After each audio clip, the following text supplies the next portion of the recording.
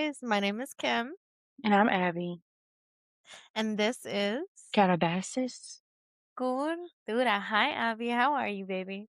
I'm good. How are you, Kimmy? I'm good. I am so sleepy. I'm Mhm. struggling with this Mercury and Gatorade. I'm really trying my best. I've been seeing so many TikToks of like, oh, how can you work with like the retrograde? And I'm like, I don't want to work with anything. I just want to Yeah. sleep. Mhm. I just want to sleep until March. But yeah, I'm so excited. Today is part two in our Gods and Goddesses series. Abby, what are we doing? Um, Part one, we talked about the Olympians, and then this part, we're talking about the Greek underworld. Yeah, we are Mhm. Calabasas. We are traveling under. Oh my Mhm. god, I'm so excited. Okay, we have a lot of information, so I think we should just jump right in. Yeah, we have a Um, lot. do you want to start, Abby? Where are we starting? I'm gonna start out with the rivers, cause that's the first thing that we run into when we, come to the underworld. So, I wanted to start off with the river Styx. Styx was a Titan goddess in Greek mythology, daughter of, the Titans Oceanus and Tethys. So she was, one of the Oceanid sisters. And the river Styx was the boundary between the realm of earth and the underworld. In its waters, the great hero Achilles was submerged when he was an infant by his mother Thetis, thus making him invincible. However, she held him by his heel. That was the only spot on his body that was vulnerable. This is how the phrase Achilles' heel was created to signify a vulnerable spot. I thought that was crazy. I think That's River so Styx is like the interesting. first big bad river we run into, which there's more. There are That's just the first one. so many more. Yeah. Um, so I wanted to talk first about the Acheron River. Um, This one was really interesting because there was, like, kind of 2 different stories with it. So it was located in Thesprotia, Epirus, and in the beginning, it was seen as the entrance to the underworld, Mhm. just because they were still under the impression that at the end of the island or at the end of the location, that was the end of the world. Yeah. But as they started to kind of explore more and understand more astrologically and Yeah. geographically what our Earth looked like, they found that the river was part of the underworld and it was the converging river to the entrance. In the Odyssey, they talked about the Acheron River being like this converging river and it's the boundary between the living and the dead. And this is where the kind of myth became that mortals cannot cross the Acheron River. Um, I thought that the rivers were really freaking cool because they weren't just rivers. Most of the rivers were seen as beings before they were Mhm. turned into rivers. So Acheron was a being, his father's Helios and his mom. There's a difference. There's two different stories. One of it is that his mom is Gaia, and then the other one is that his mom is Demeter. And Acheron was turned into a river by Zeus for punishment for refreshing the Titans during the war.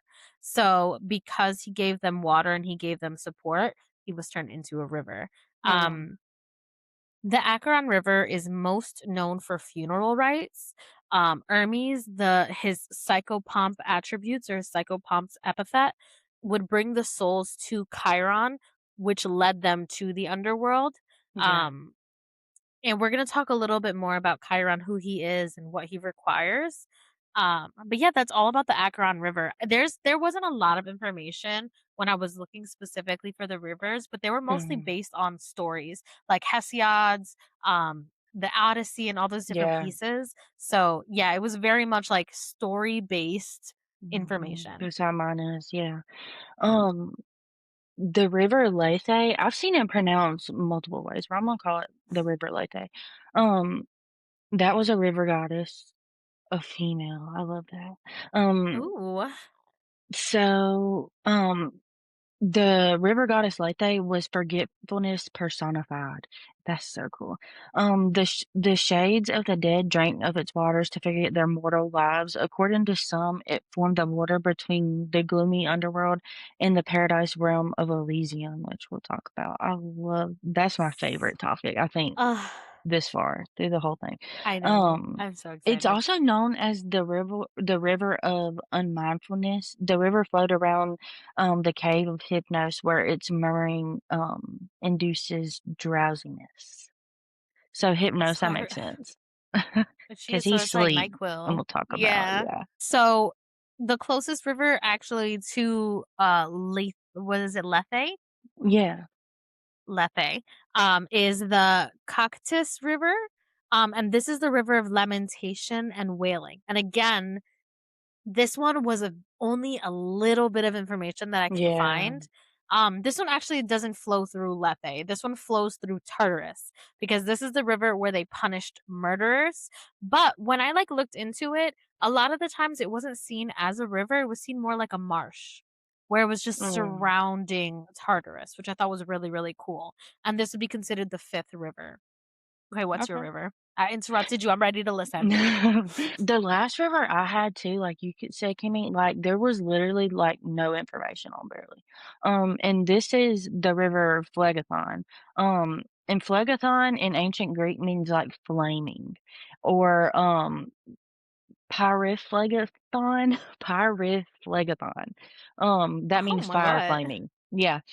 It's one of the 5 rivers in the infernal regions of the underworld, but this one is, like, full of fire. And I guess that's where we get the river of fire, like, why people think the underworld is like hell, I guess it is hell for some. Choose I your mean, yeah. battle.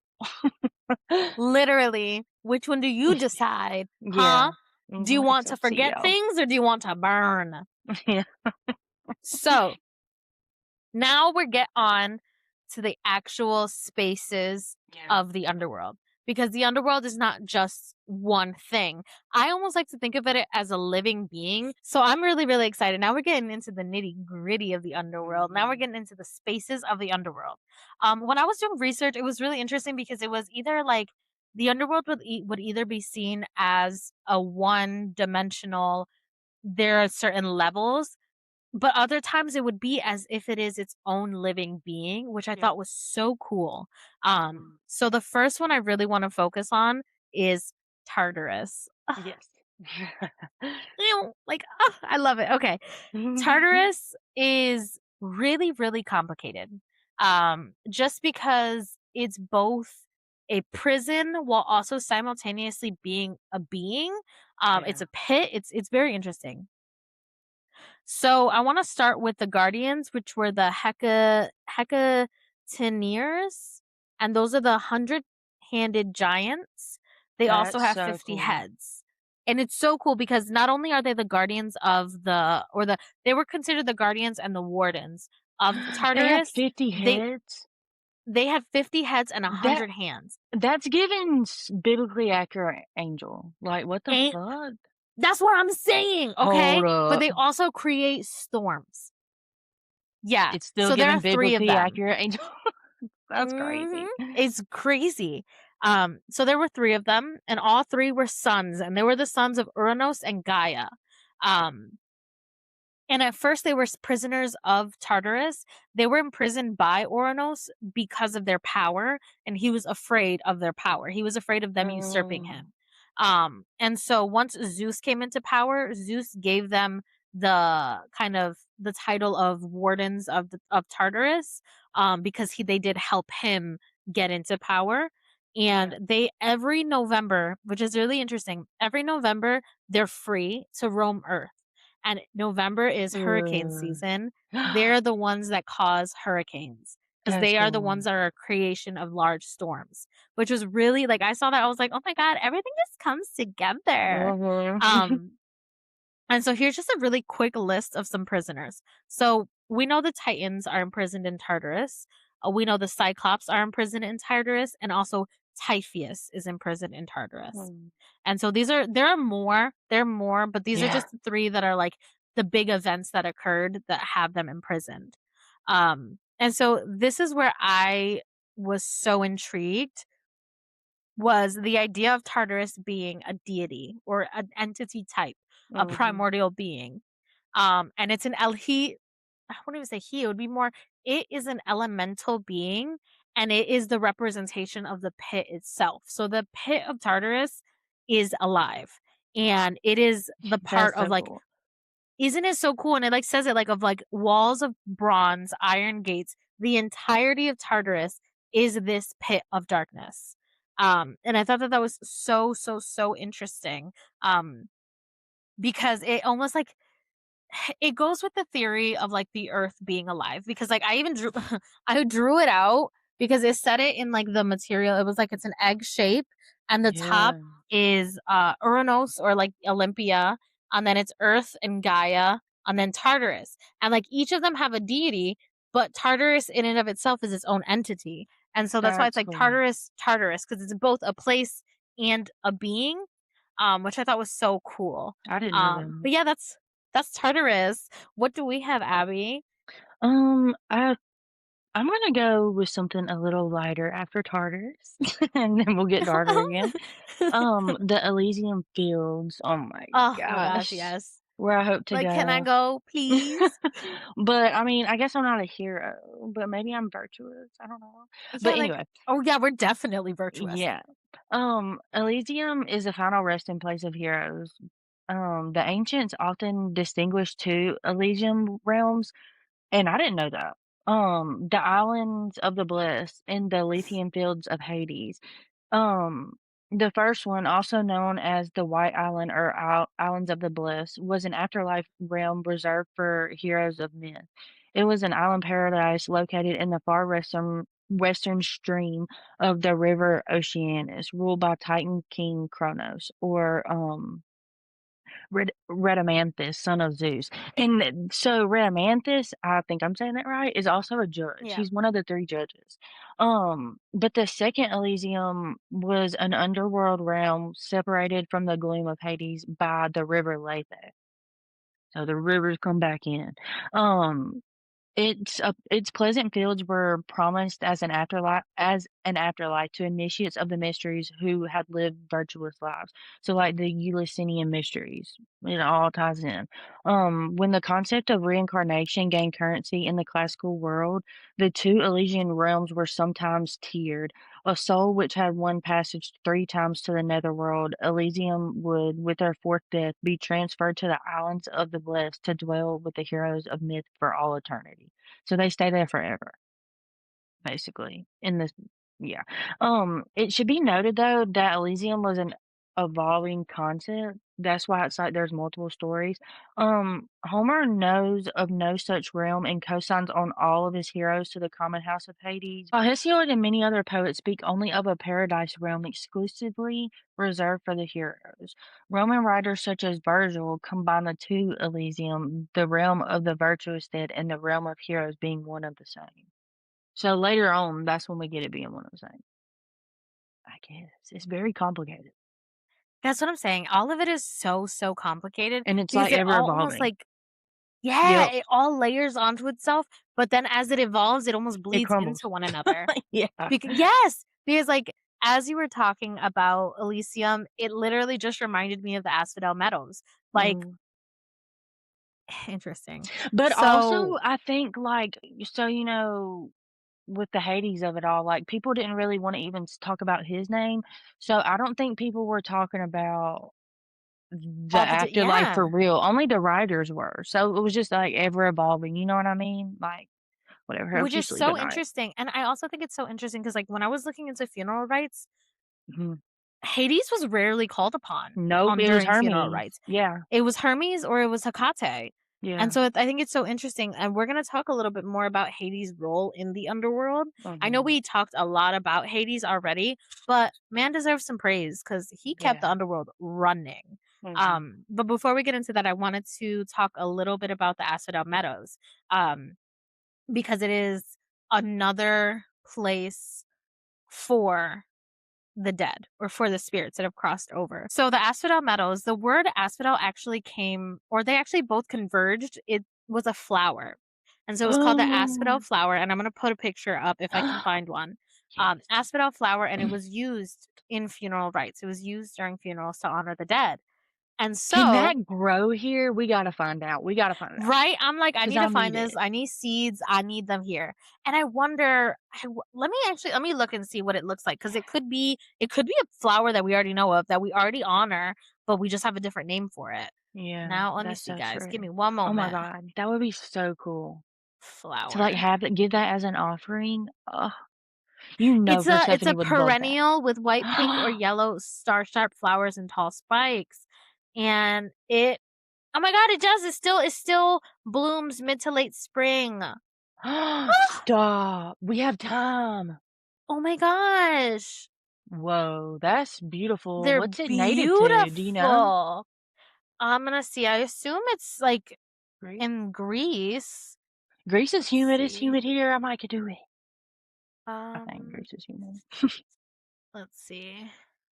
Flower native to where? We're gonna go off on a lot of tangents, as it should be, though. Yeah, we are, because this is exciting. Yes. So it is native to Western North America, Southern Europe, and the Mediterranean. So Greece, yeah. Ooh, Okay, so then I'm need, getting some asphodel flowers. need. I That's did so not know that. Oh my god, I'm so happy. Okay, yeah, they're gorgeous. So they yeah, they bridge the gap between the 2, and now I get it because it's gorgeous. Um, so the asphodel meadows are where most spirits go, and this is the majority neutral energy. So these are individuals who are not good nor evil. It's kinda like, Mhm. just plain Janes. Like, that's kind of Yeah. like looking into it. It's literally just like, you just lived, you didn't do any you weren't a Mhm. hero, but you also weren't evil. So this is a place where you go. Um and honestly, the best way to describe it, there is a Netflix show. It's canceled. It is more entertaining than it is informative. I want to Mhm. preface that. It's more entertaining than anything. But it's called Chaos and it's on Netflix. There's only one I season of it. love that. Yeah, it was so I loved it in an entertaining way. It is not informative at all, but Zeus it is still was so good. funny in it, I feel Yeah, like. Zeus is but like Jeff Goldblum is I'm not is that Jeff Goldblum? Yeah, I think so, yeah. Yeah, he's fucking 10 out of 10. I love him. I'm obsessed with that man. But like they had it really like They the did. Asphodel Meadows is monotone. It's gray, it's limbo, it's there's a gray mist in it, and the mist is technically a being in and of itself as well. And when Homer wrote about it, he described it as joyless and purposeless. Um, and the reason why it was purposeless was what Abby already talked about, the river of Lethe. And they drink from the river of Lethe to forget their own lives. And as there's that space of forgetfulness, there's a space of purposelessness. And what I got confused, and I talked to Abby about this yesterday because I was like, all right, so how long do you stay in in the Asphodel Meadows? Because I know Mhm. that there's this idea of reincarnation as well and all of these different things, but when we spoke about it, it was considered an eternity in the earlier texts, but as Greek mythology became more modernized, then that's when the idea of reincarnation came about.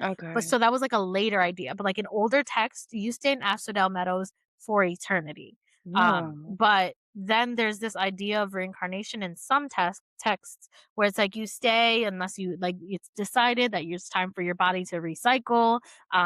But it's still very unclear which one is more accurate. I assume like the older texts are more accurate because it's more foundationally sound from the time and place. Mhm. But the revival of Greek like religion, there is that idea of reincarnation. So please correct us if I'm wrong. Let us know if you have other information. That's just when I researched, that's what I found. Like there's a little bit of a discrepancy between the two. Yeah. Um, but yeah, is there That's, like, anywhere with a lot that I've else? found. So the Yeah. last place that I have is the Fields of Mourning, and, I mean, it's mentioned okay, so I'll get into it. The Fields of Sorrow or Fields of Mourning are an afterlife location as mentioned by Virgil, during okay, everyone sit with me when I say this. Aeneas, Aeneas, Aeneas, Aeneas, Aeneas. Aeneas, I think. Yes, yep. Trip to the underworld. And in his Aeneid, Virgil locates the fields of sorrow close to the rough waters of the river Styx and describes them as having gloomy paths, and dark myrtle groves. Mm. He refers to them as a place where souls recall their earthly griefs and mourn for unfulfilled love. That's so sad. That's So where are I they like don't the want to lost go. souls? I think that's where, like, they one moment.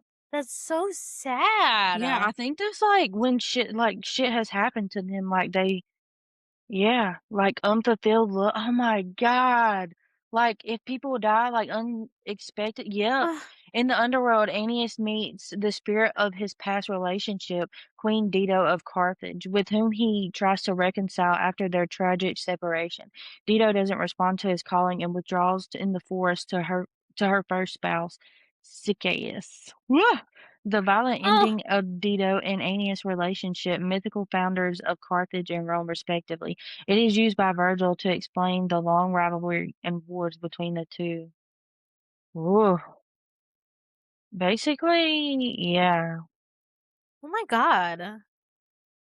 There's not much said about it. It's literally only mentioned here in this myth. Yeah, that's how a lot of them are, I will And say. there's a A lot painting of of them are it. like It's that. so pretty. Ugh, But that's yeah, so sad. So that's just where heartbreak lives. yeah, pretty Ugh. much. Tragedy. That's so sad.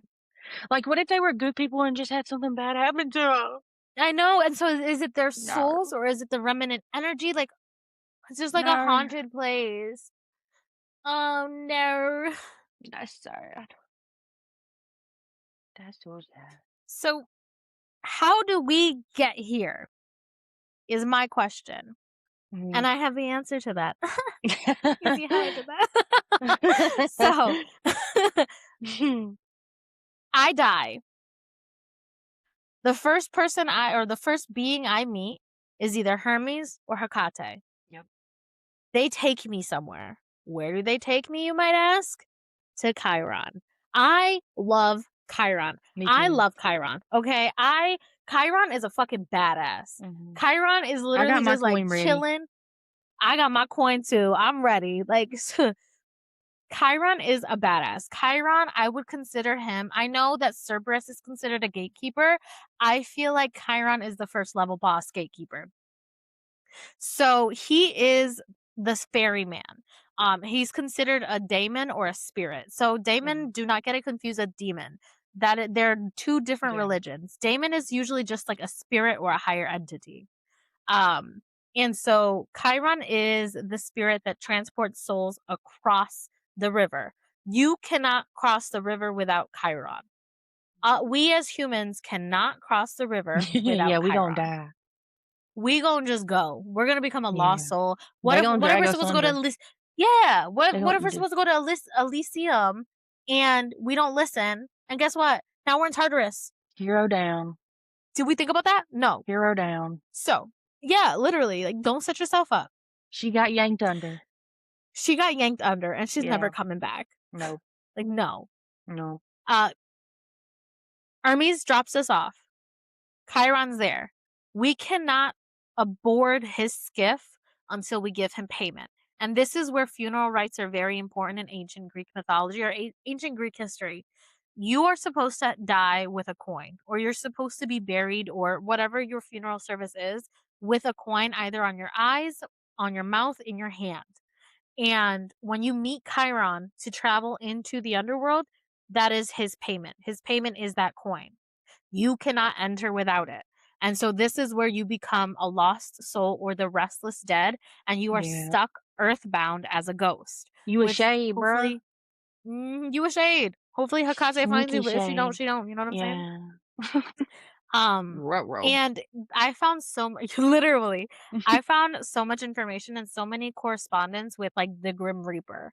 And Chiron is not the Grim Reaper. Chiron does not follow you when No. you're passing. He does not He stays in lead his you domain, towards baby. he stays in his domain and he travels with you to the underworld to meet where you're supposed to be.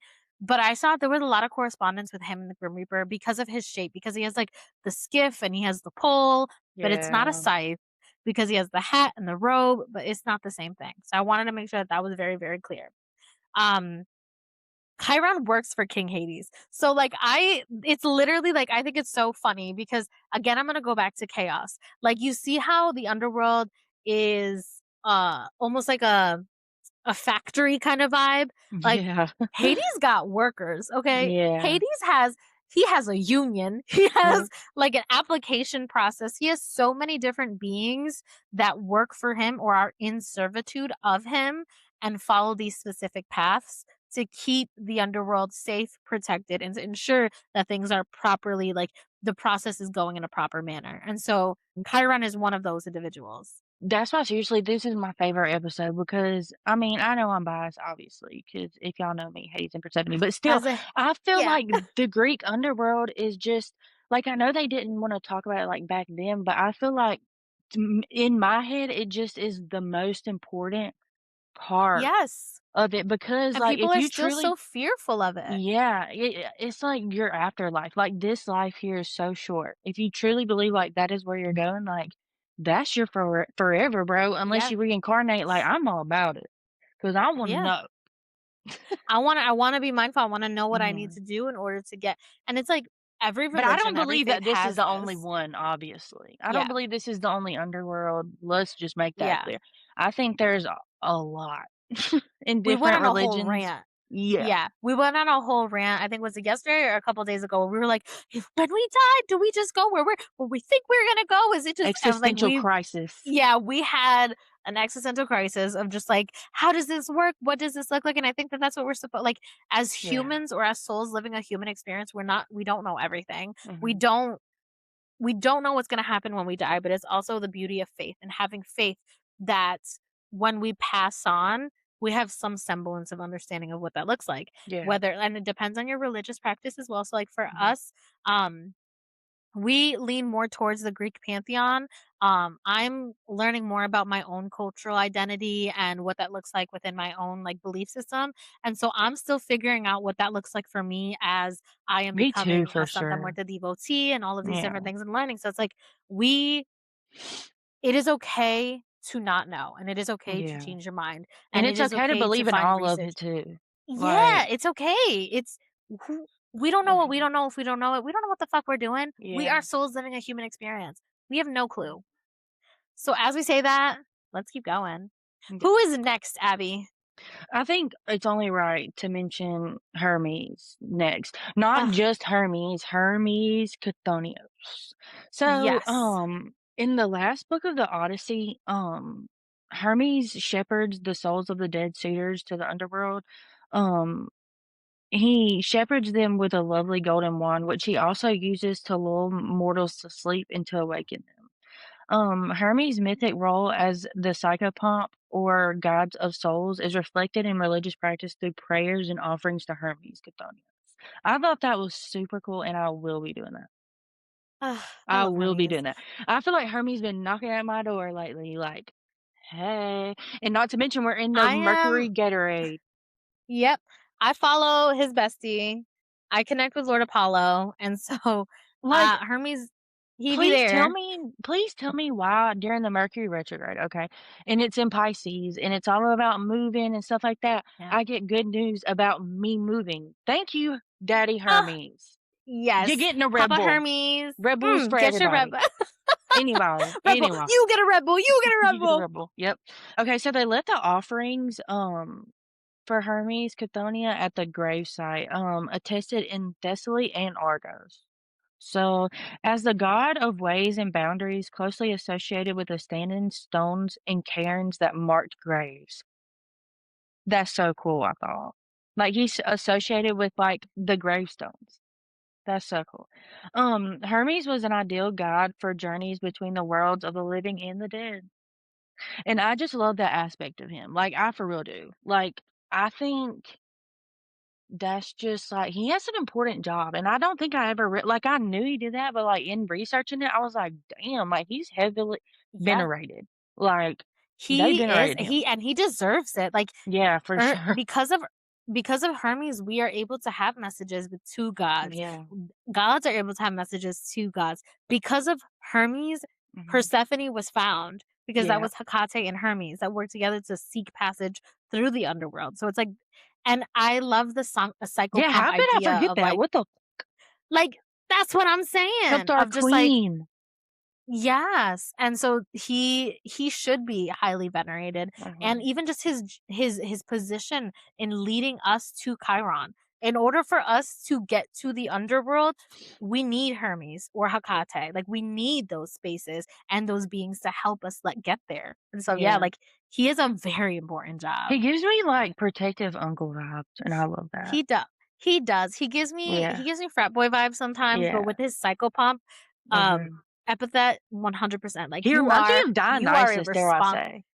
yeah, oh Like, my you know what I mean? There's something, like, yeah. Dionysian about him. There is I love he is so multifaceted, Yeah, and I we're gonna agree. talk, like, a lot more as we get further into our gods and goddesses, we're gonna spend time really delving into the entirety of Hermes. Right Mhm. now, we're only focusing on the underworld Yep, aspect, only but, like Chthonians. yeah, he is multifaceted. Yep. Now, I'm gonna talk about one of my favorite beings of the underworld. This little baby is misunderstood.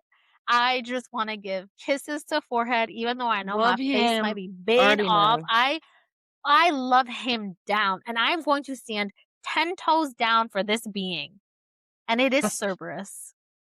I love, dare I say, am obsessed with Yeah. Cerberus. I have statues of Cerberus. I have pins of Cerberus. Like, I love Cerberus. I would I have totally to like, I've like, never thought about it until now, but I would totally venerate Cerberus, like, I with my home wards. I 100%. 100% You're getting Gargoyle treats. wards and Cerberus wards, Oh, 100%. so cute. Always.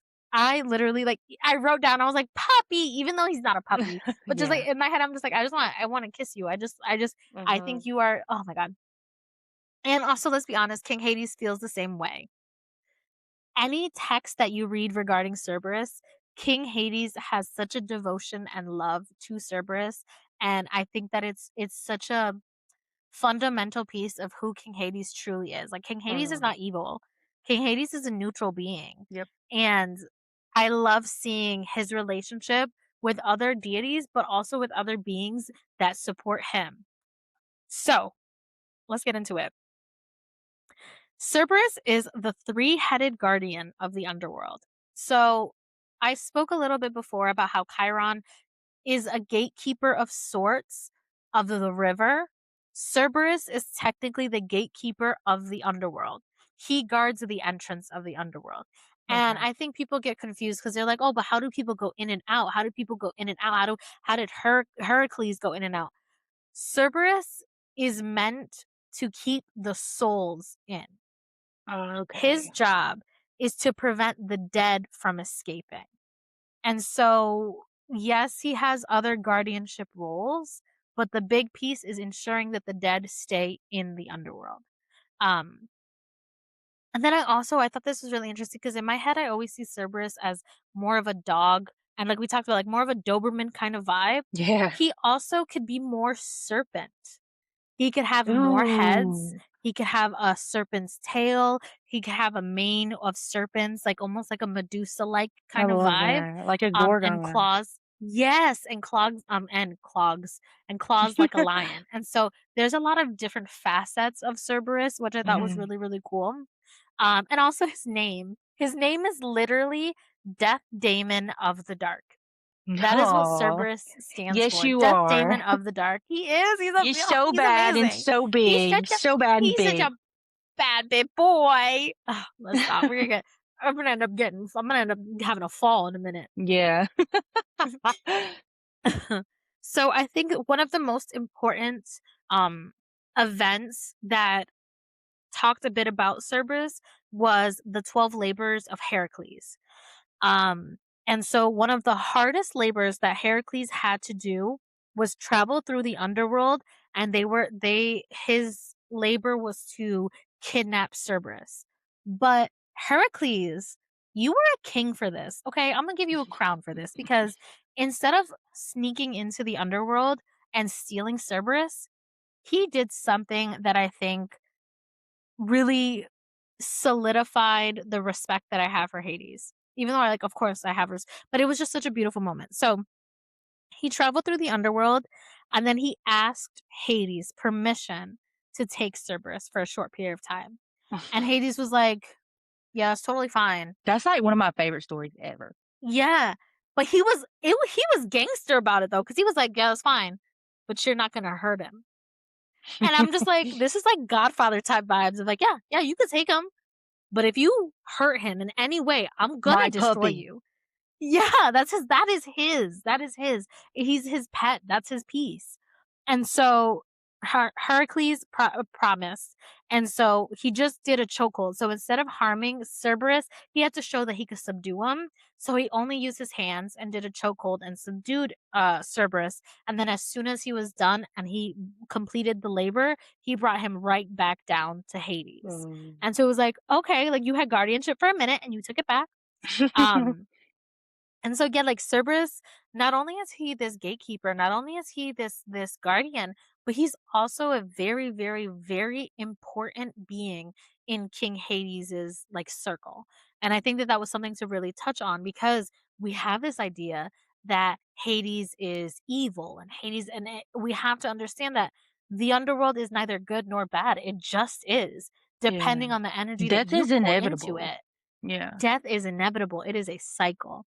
And Mm. so I love to see different things that show the complexity of this cycle and show the complexity of the underworld. So yeah, that is that is Cerberus. That is the Mr. Death Daemon Poor of the him. dark. Ugh. What do you have, Um, Abby? so I'm gonna talk about the 3 judges. And Ugh. those are basically everybody gets judged by the 3 judges. So Yeah. it's Minos, Bretamanthus, and Aeacus. Aeacus. Aeacus Yep, Aegis. or I hope. Aeacus. I'm not sure. Correct me if I'm wrong. We said it Anyway, how yeah, you correct. yeah, they were the judges of the dead. They were 3 demigod ministers of Hades. They were originally mortal men, the sons of the god Zeus, who were great so, like, demigod, basically, like, their moms were mortal, but their dads were Zeus. Um, they were granted their station in death as a reward for establishing law and order on Earth. So it makes sense. These judges decide where mortals go in the underworld after death. So literally, like, which tier you go to. Makes sense. Which I thought was interesting, like, Hades doesn't bother with the Yeah. I think it's the judges. I think that's really cool. Yeah, I don't know it why I shows the thought like transition of like, power. even I've been okay, I'm gonna be really clear. I've been doing this for 6 years. I had no clue that there was judges like that, and Hades wasn't Yeah, involved. I also thought Hades was the one who but I'm like also I feel like That's because such a he is Christian, like, way of thinking. mhm, It's and so we not. have to destructure the way that we Yeah, see yeah. power because we all like think about like societally and also we were raised Christian and so Mhm. we always assume power goes to one, but in Yep. these spaces like even like Chiron is the one that brings them, Cerberus is the one that keeps them in, Hermes is the one that travels, and so it's like And everyone honestly, has if we're this being real, it wouldn't even be Hades who would be judging her. We know who it's gonna be. Persephone, Big P in the house. She mhm, lay Mama down the P. law. Okay. She says, Okay. "What's up?" She's like, "Oh, no, I don't like that. Let's go." And he's like, Yeah. Mhm. "Yes. You get everything you want. You Give want that? Odysseus a Absolutely." chance. Hello? Uh-huh. And he was like, "Yes, ma'am. Yes, I will, my queen. Yep. But Yep. yeah, She is a queen. Oh my gosh, she is a queen." we'll get into her though for sure next. Well, not next, last. Save the best for last. So, you can ask Abby. I have been biting my nails, sipping on this coffee, excited, like excited to talk about the Furies. I love as a toxica, I love the Furies. I am obsessed with the Furies. I like queens in I their own can't right. wait to hear So about them for real because I don't know much. they once you okay, Imma tell you, and then you're gonna be like, "Yeah, okay, so now we have to devote." Yeah, they're oh my god. Oh So, gosh, here we go. yes. They're also called the Erinyes. I think I said that right. It's Erinyes, Erinyes. And they are the goddesses of vengeance. So there Uh, are 2 different types of birth, similar to Aphrodite.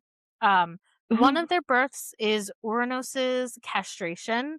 So you know how Aphrodite came to be from the castration in the ocean? yeah. Um, they were also considered to be birthed during that time, but there are also other texts that describe their birth by Nyx. And this was Nyx alone. It wasn't with a partner, she created them from herself. Ugh, Mhm. I like both stories. I love them. So, like, I put both of them down because I was like, they both have certain accuracies. Yeah. I connect more with Nyx, but we'll talk more about why, Mm. because she has other children of similar kind of connection. So I see the connection to Nyx. So there are 3 goddesses, 3 sisters, and they punish those who violate natural law. They work with the Marae and they also work with Hades.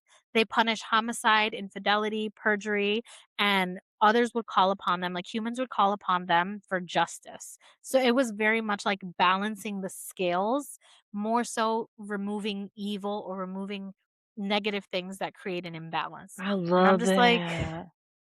you guys are queens. So I thought that this was really, really interesting because you know how we talked about in our last episode sirens and how Yeah. sirens were feathered women, they were women with bird like appearance. That is very similar to the Furies, which I thought was really, really interesting because it will go with the idea of them being birthed through the castration, because I know sirens were in connection to epithets of Aphrodite. And so Yeah. maybe it was like pieces of Aphrodite's epithet or it gets so mixed in. But the I feel like difference all is roads lead back to Aphrodite. Am I tripping? she got her flowers. She's like, Queen "You talk about me?" mother. Queen. So the only difference with the siren is that they have serpentine tails. They have serpents around their hair. So again, like that mixture of Gorgon, they have a bit more leathery skin. And they keep emphasizing that they were like ugly, ugly, like in connection to almost like demonesses. And I'm just like, no, like it really I take that with a grain of salt That's because your we know that opinion. in it's your opinion, and also, let's be honest, we talk about the patriarchy when it comes to a lot of ancient texts, and they always connect evil with ugly when it comes to women or female presenting Yeah. beings. And so, like, I take it with a grain of Bitch. salt, but that's what they put their appearances were siren-like. Um, so now we're gonna get into who each of them are. They were servants of Hades as well as the Moray, and they oversaw torture of the damned. So they were very much ingrained in Tartarus and in the river of which one? The Cocytus, Yeah, yeah, yeah. because they were in the pretty much manning the torture and ensuring those who were evil or damned they were So they dealing were with it. female. Yes. Interesting. So the first one is Electo, and that is translated into English as unceasing. And she is the chthonic Um, goddess of vengeance who punishes moral crimes like murder and perjury. And then we have Megara, which is translated to grudge, and she is considered the jealous me. one, right? It's like, okay. What did you do 2005 at 8 p.m.? Like, yeah, that's how she is. And she's considered the jealous one, and she's the one who punishes infidelity, envy, and broken oaths. And then we have Tisiphone, who is retribution, and she punishes murderers, which is like patricide, matricide, fratricide. So it's a lot of familial murders. That's who she kind of punishes. And the biggest way they do punishment is driving those into madness. They literally make individuals go crazy with their sin, and they make them it's almost like a loop that they have to go over and over and over. And then this is where I thought was really, really interesting, the idea of atonement. So people were able to atone for their sins, not always, but they were Mhm. sometimes. And it was the idea of purification and completion of tasks. So if they were given the opportunity of like, okay, I won't drive you crazy if you do this, this, this, and that. And if you purify your body, your soul, your mind. And if they do that, sometimes they can be atoned for it. But it was very rare. Like it was very, very Mm. rare. And it was usually for lower tiered Yeah. crimes than anything, which I thought was cool. Now, before you jump in, Abby, Mhm. Imma steal it just one more time for No. the moray, and I wanted to put them together because they work together. They work together to establish destiny and to establish the balance. So Yeah. the moray, they are also sisters, they are the Fates. They are the 3 goddesses of fate, and they're personified as the inescapable destiny of man. And so they create the destiny of man, they create the lifeline of man. So we are Mm. alive and we die because of the fates. They decide what our life looks like, if that makes sense. And so we have the 3 sisters, and they all are specified on they do a specific job. And so Clotho, she is the spinner. She spins the thread of life. Lachesis or Lachesis is a proportioner of lots, and she's the one who measures the thread of life. And Mm. Otropos, she is the one who cannot be turned, and she cuts the thread, ending that life cycle. And it's so, so cool because an epithet of Zeus, so it's Zeus Morrigetz, the god of fate, is the one that leads them. And so for the beginning cycle of life, it is the epithet of Zeus that helps them establish that life. And then it is the epithet of Hades, which leads them into the underworld. So it's very much a Oh. collaborative space of Zeus, Moray, Hades. Zeus, Moray, Hades. And it's the cycle of life for every man. And I thought that this was cool because when I read it, at first it was anxiety inducing because I'm like, what do you mean? Like, our fate is sealed? Is it just like Yeah. we don't make decisions for ourselves? Like, it's already decided what step I'm going to take today. But like, as I read it, it was more this even creepier. Like, I think of it almost like stalking because it's like we are allowed our free will. We make decisions on a day to day basis. Our fate is established and it is adapted based on the Yeah. consequences of our actions. So, no, we don't change fate per se, but our decisions change the speed and direction of that fate. So, it's like we are a pendulum, like we swing back and forth, and the decisions we make lead us left, right, but we always end up still going back and forth, is the best way that could describe it Yeah, as I that was is a doing good the way to research. describe it. And so that's what the Moray did. They were like, okay, so like we're in point A, you are going to end up to point B. Yeah. It depends on what decision you make, how long that's going to take. And it depends on the decision you make, who you are going to become from it. So you still have free will, but we decide at the end of the day who you are going to be. Yeah. That makes Um, sense. but there are individuals who try to play in fate's face.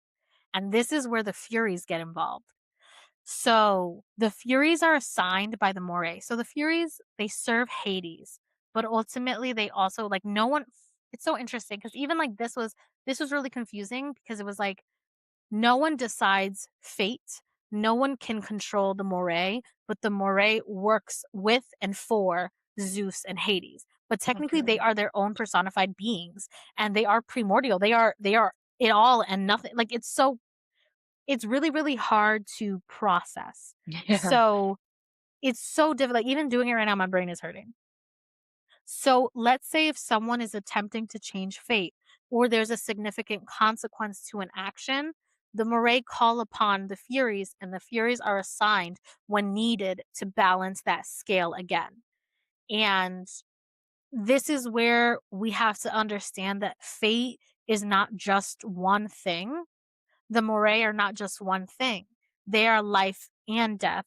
They are birth and the ending of souls. They're all aspects of the beginning and end, which is also why they cannot be controlled by any being, but they do collaborate. with Zeus and Hades, which I thought was really like They would my have brain to, hurts. yeah, they would have to Yeah, collaborate with it's Zeus and Hades, I mean, come they can't be controlled, but on. so it's Yeah, either you work with me or you face the consequences of it kind of situation. Like they're very powerful beings. But yeah, that's them. Abby, it's your turn. my Let's ear hear fucking about it. hurts. Okay, so next is Thanatos, and he's the personification of death. He represents a peaceful yet inescapable end to life. He has a twin brother, Hypnos, and his name is the origin of the word hypnosis, and their mother is Nyx and Eurybus. Um, that's literally like there's nothing that I could find, like, about Thanatos for real, like, other than Yeah. that he has a twin brother, and he's a personification of death, like, let's see, he was a minor figure in Greek mythology, often referred but rarely appearing in person, which makes sense because he's just a personification of death. I think that's pretty So unspoken. then, like, if we think about it in a more user-friendly idea, would he be more closest to the Grim Reaper than Chiron? Because I it's like he's not 100% think so. seen. Yeah, Yeah, because it's like he's there for death. And so is he there and when he's people usually die? depict yeah, okay, so he's usually depicted with wings, so it makes me feel that way. You know what I'm saying? Yeah, almost Um, like if we think about it in a more Christian base, like angel of death kind of. yeah, like there was okay, so he has a bunch of siblings. I'm gonna read them off to you, Yes. and I think this describes what Thanatos is. It without me, I can't even put it into words. You'll get it. Yeah, Okay, he's so Nyx's kid. yeah, his siblings, Garrus, old age. Osis, suffering, Moros, which means doom, a Yeah. Apate, deception, Momus, which is blame, Eris, which is strife, and Nemesis, which is retribution. Yep. I thought that was so cool. Like, and he's also loosely associated with the Mirai. Yes, he is. Mhm. 'Cause they work together to end that life. Yep.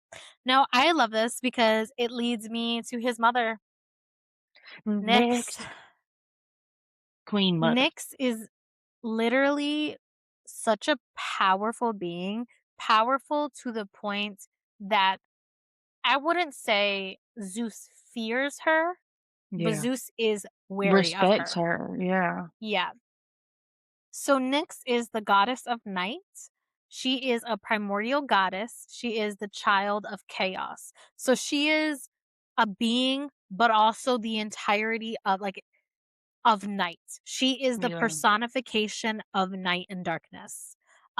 And so we're gonna go again, talk a little bit more about her children. So she has children with Erebos, and it is Aether, which is light, and Hemera, which is day. And then the children she created alone, which were the the Furies, the three Furies, Hypnos, Thanatos, Ares, Nemesis, the Honorai, which are dreams.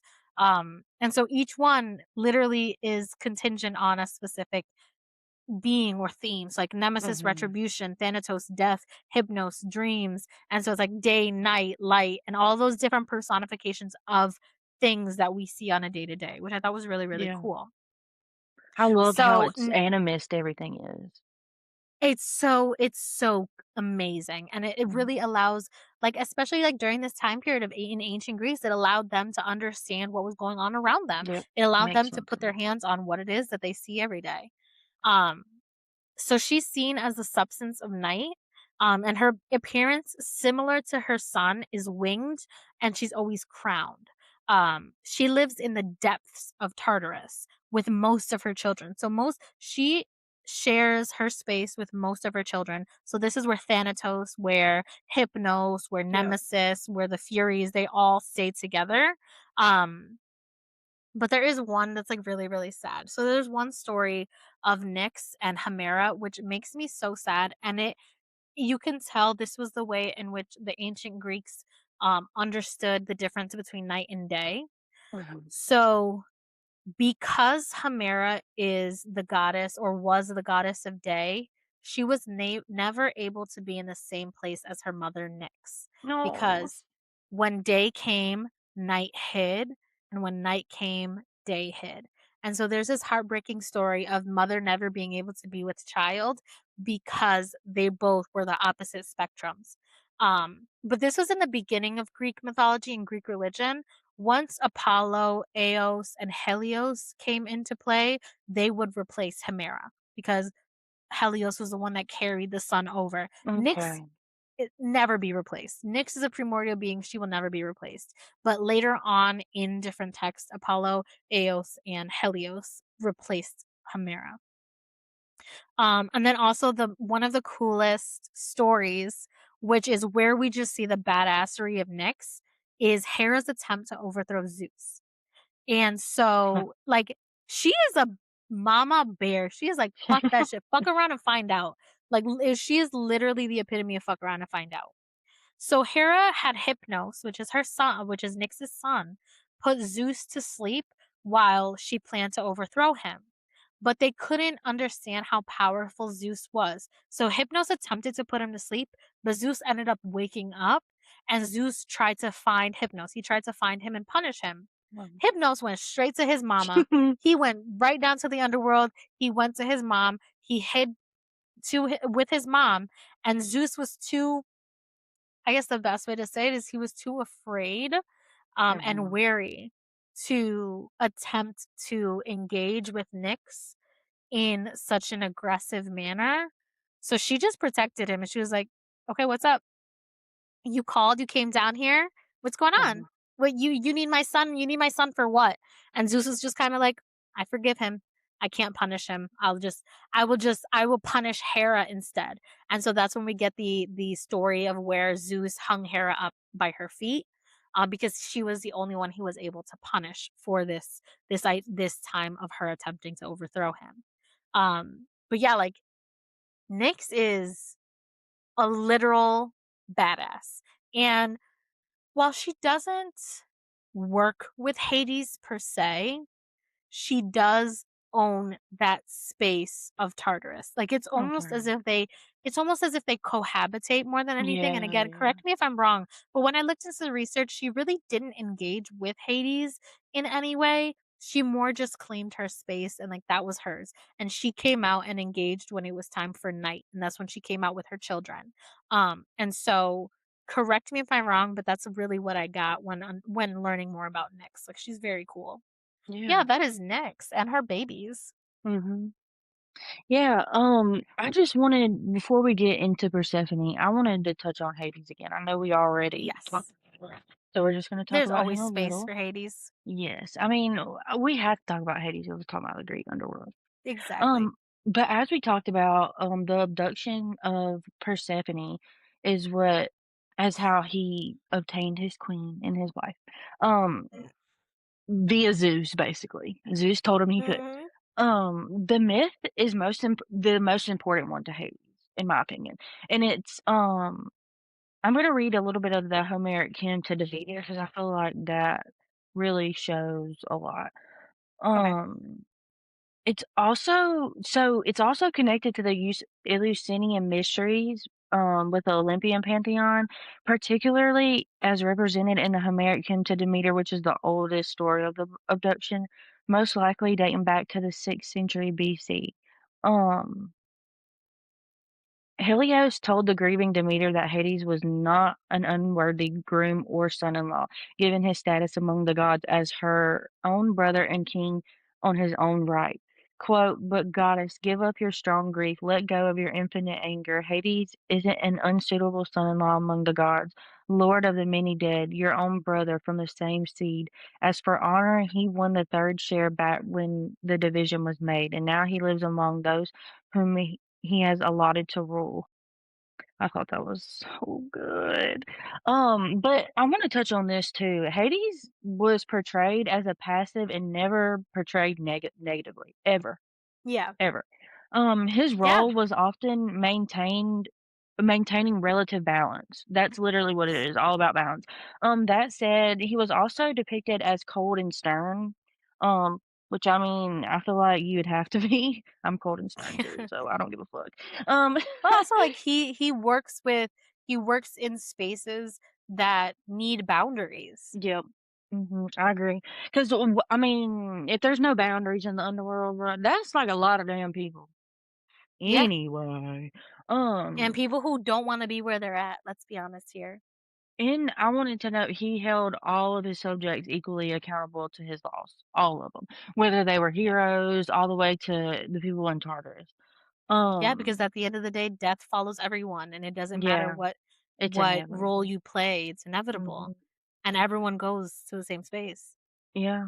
But any other individual aspects of his personality are not given, as Greeks refrain from giving him much thought to avoid attracting his attention. Which I feel like it's a lot different now. But I can see that. Like I'm not even gonna shit on that. Like I can definitely see them Yeah. not want I mean, hello, I don't wanna die right now either. Like, "No, please, please, not Yeah. yet. We They can were talk like, about it later, "Jinx, not don't talk yet." about it. You're gonna get jinxed. Don't Like, talk "No, about no." it." I get Mhm. that. I feel that. But yeah, that is Hades, and we talked a lot about him before, but just another background, like showing him how he treats the people of the underworld. He the boss. Yeah, and if you don't remember or you didn't listen to it, it is, Gods and Goddesses Part 1, The Olympians, is where Mhm. we talked a lot about Lord Hades.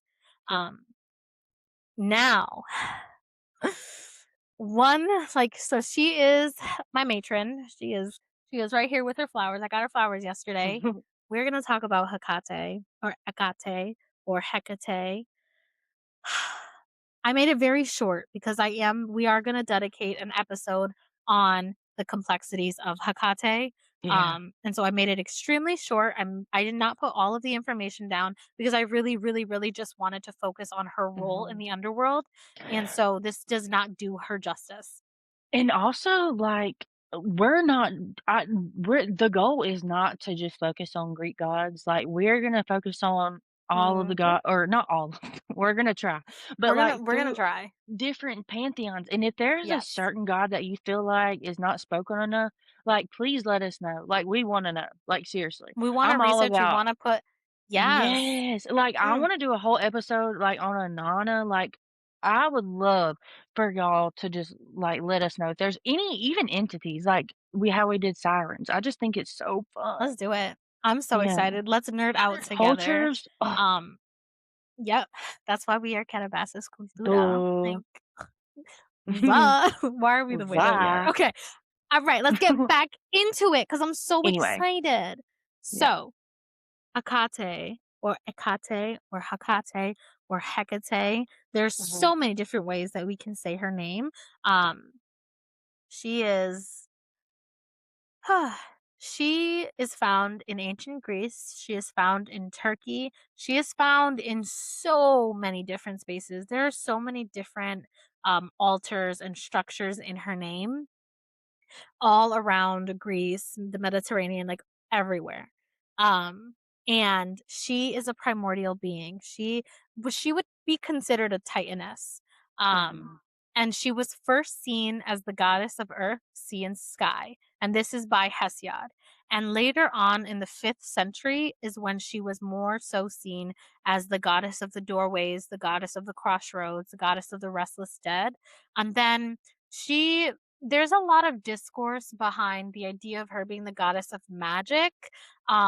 And that was more pagan centered, where she is like, there's also this idea of her being the three-headed goddess of like the um, maiden mother crone, and that's also more Wicca pagan. Um, mhm, but in ancient Greece, she is the goddess of the crossroads. She holds the keys to chaos. She is a liminal being. She is everywhere. She's in every space. And she is also the protectress of the restless dead. And I want to focus primarily on those pieces of her epithets, of her aspects in the idea of the underworld. So as she was a being that lives or centers herself in the underworld, she was one of the two, her and Hermes, who helped Demeter find Persephone. And she mhm. guided Demeter with her torch, with her lanterns. There's two different appearances, and it's either her holding two torches, a blade with her dogs, or this idea of her having a lantern. I Okay. prefer the torches, but I do like see the understanding of lantern. But she supported Demeter in finding Persephone using her torches. And this is not the first time. Like she is known in Hesiod's, in Homer's, in all of these different texts as helping other deities and beings. She is seen as a guide. She is seen as a companion. She is seen as a teacher. She has so many different epithets of her being seen as this guide. And she supported them in different aspects because she is a liminal being. But most specifically, when it comes to humans and in connection to how she supports humans, she helps those who are lost. And she is the guide of the restless dead in the underworld. Um, and so most people call upon her during funeral rites.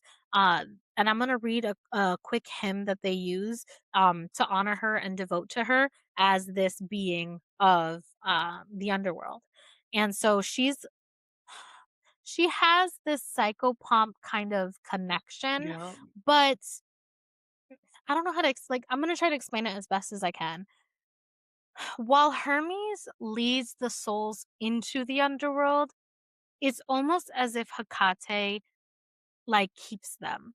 So these are lost souls. These are souls that have not found their way. This is the restless dead. So these are beings that don't know what their path is, have lost their path, doesn't they do not have a path. They're the ones that did not have a coin to give to Chiron, so they're stuck in that earth kind of base as ghosts or as Ah, spirits.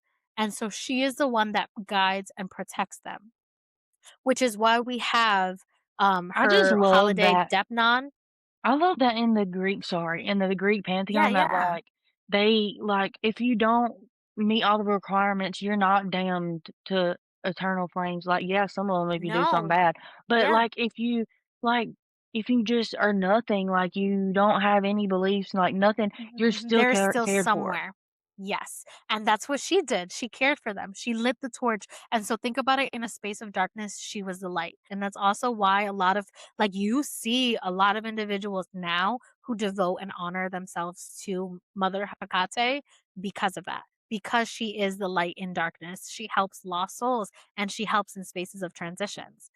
Which is why during Deipnon, a specific holiday for Hecate, you Mhm. put food, water, things of that nature in crossroads or at your doorway, not only for her, but for the restless dead. You are feeding the restless dead as well because as you honor her, you also have to pay homage to the restless dead and also just to ensure that like they don't come a knocking at your door.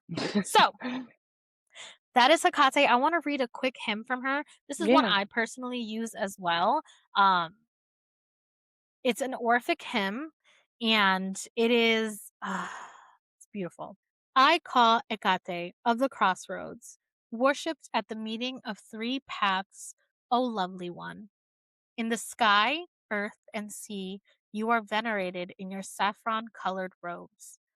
Funeral daemon, celebrating among the souls of those who have passed.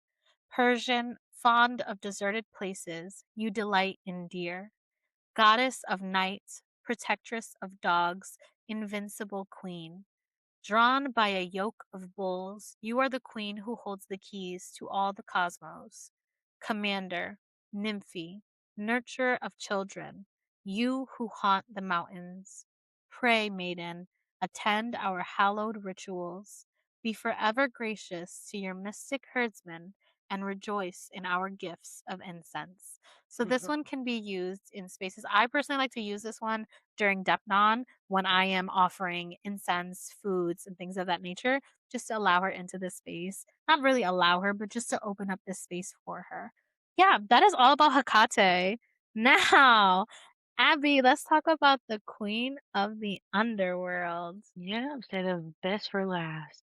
Um, Persephone, the queen of the underworld, and she's also the goddess of spring. She's the daughter to Demeter and Zeus. And in the months when Persephone is in the underworld with her husband, Hades, Demeter is sad and does not provide harvest for the earth. This represents the winter months when plants and vegetation die off. Alternatively, when Persephone leaves the underworld and is reunited with her mother, plants, vegetation, and the harvest comes back, representing the spring months of growth. I'm gonna give some tea about Persephone Oh, I'm ready. real quick. Okay, so Minty. Yep, we're gonna get into it. She was a naiad nymph of Mount Minta in Elis, which is southern Greece. Um, loved by the god Hades. When she claimed to be superior to his wife Persephone. She claimed that. She said that she's superior to Persephone. And we're gonna get into what she said.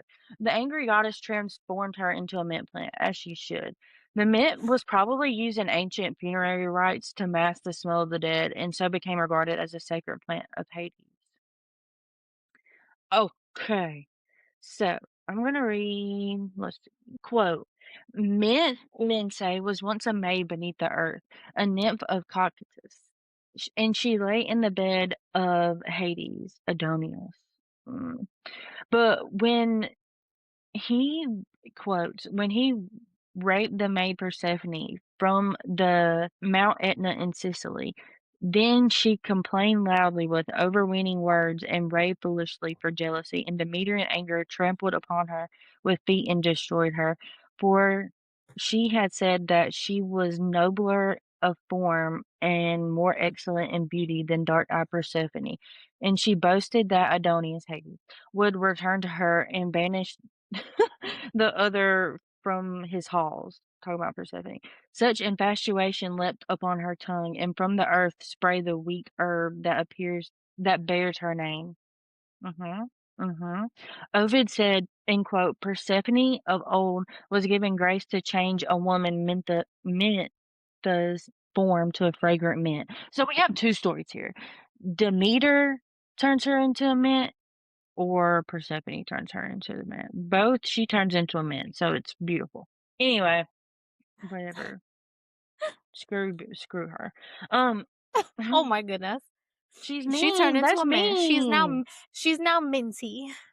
Yeah, she said that she was nobler of form and more excellent in beauty.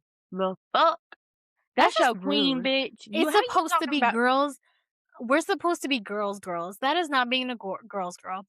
And she's talking to her queen like that, baby. You Absolutely not. bold. Alright, and so this is just the Eleusinian mysteries we really, like, don't know much about. We do know a little bit about it's very It's it's, like, complex. foggy, yes. Yeah. And they were Yes. meant to be a And secret anyway, so there's so many different like ideas yeah, and experiences. mhm. In the Eleusinian mystery, she acts like a guide to the afterlife, promising better existence to initiates. So, like Demeter and Persephone, that was their cults, their mysteries. Yeah. These were held in Ulysses. They were initiations held every year for the cult of Demeter and Persephone, based on the Pan-Hellenic sanctuary of Ulysses in ancient Greece. They are considered the most famous of the secret religious rites of ancient Greece. And, I also wanted to mention, like, some of her epithets. Um, Kore, which is the first one, that's maiden girl, and that's, like, in her form when she's with her mom. Chthoniya, of the earth, which we have for Hermes and for, Hades.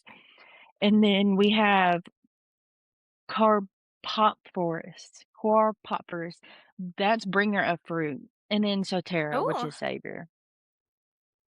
Minty, Ooh. don't talk to your Sotera like that. Hello? Don't talk to your savior like that, Minty. Yeah. We are girls. We But don't say things like that. yeah, You could hate Persephone, somebody and not be like mean to them. for real, come on. But Persephone, the goddess of spring, the daughter of Demeter, was made into the goddess of the underworld, the queen of the Yes, she underworld. was. Yes, she was. She had a little glow up. She did. She And evolved. I mean, in suspicious ways, but that's how the story goes. And again, we also had this conversation before of like ancient Greece and even just like older ancient texts. We also have to understand the time period Yeah. and the societal hierarchy in that time period because that Hmm. was normal. being, Yeah. like, It's sold completely off or normal. sent off by your father was extremely normal during that time, and so we have Mhm. to put ourselves in those spaces, but also respect and acknowledge the history and how it impacts us now, because it does Yeah. reading some of the stuff, it's like, "What the fuck?"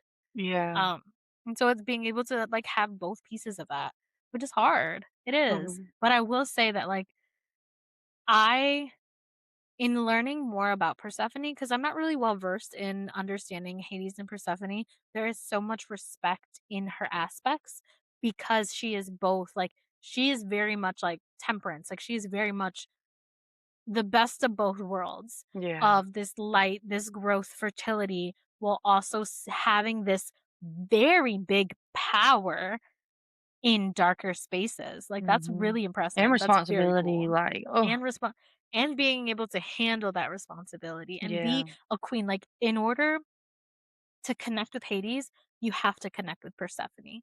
Like, it's not one or the other. Like, you have to have respect, devotion, and reverence to Persephone in order Mhm. to work with Hades. At least in my opinion, I'm not a devotee of Hades, but just in reading the text, that's what it seems like. Mhm.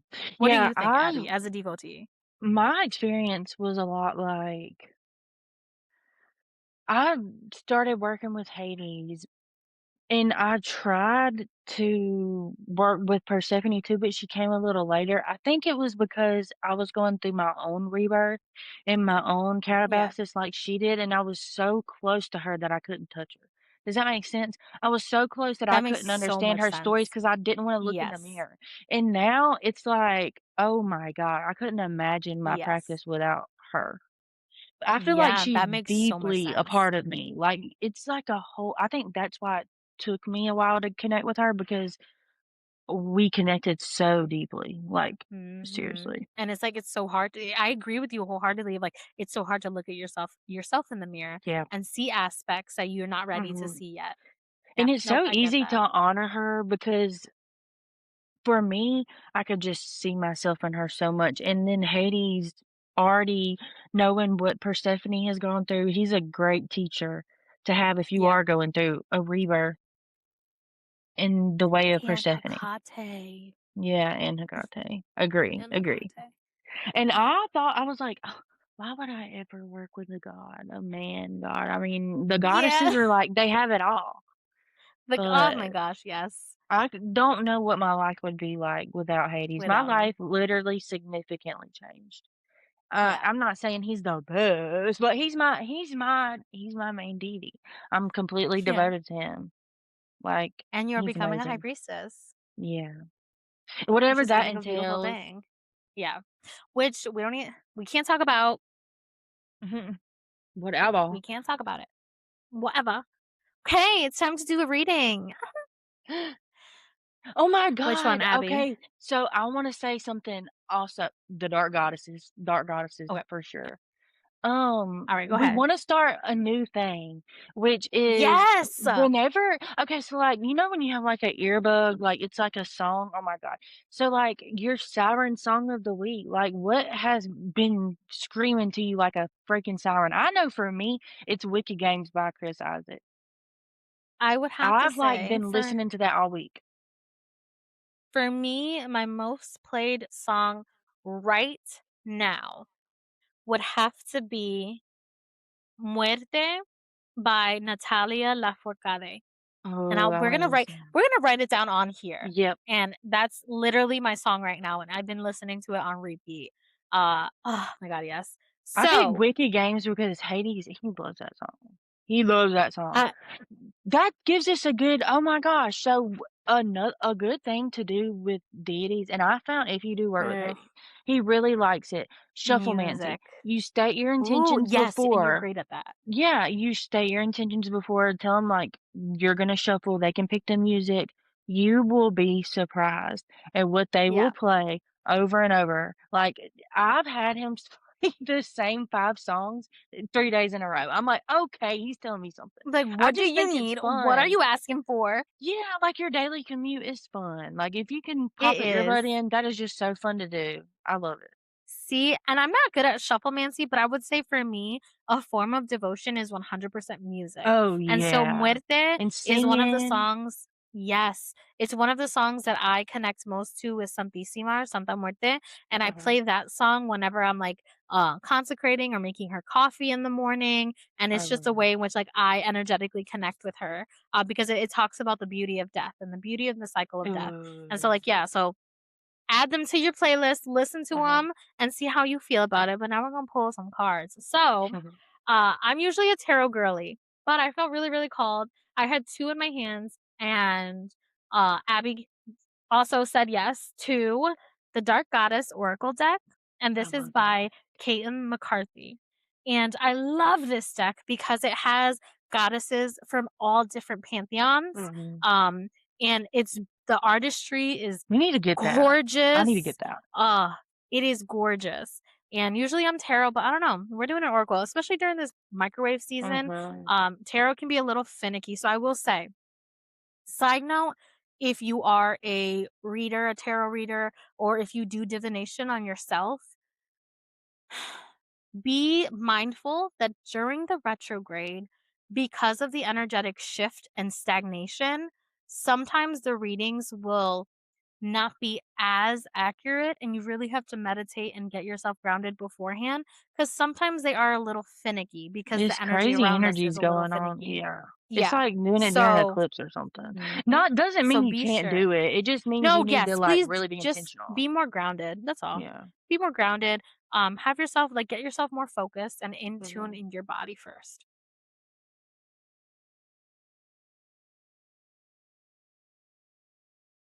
Like, what is it that we need to know, goddesses? I can't believe when you I'm gonna pulled that pull. for me, Persephone flew Yeah, out. that was so That's funny. crazy. Let's see. Let's shuffle, shuffle. I just want one card, please. One card, please. Oh, a card literally flew.